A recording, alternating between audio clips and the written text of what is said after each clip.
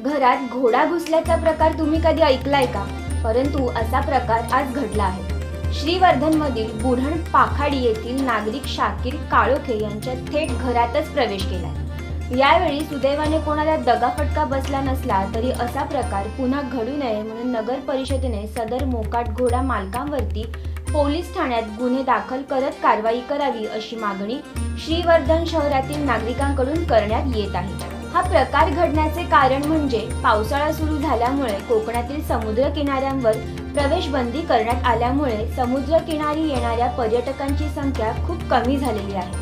त्यामुळे किनाऱ्यावर असणाऱ्या घोडागाड्या किंवा घोड्यांची सवारी करणाऱ्या घोड्यांचा आरामाचा काळ सुरू आहे.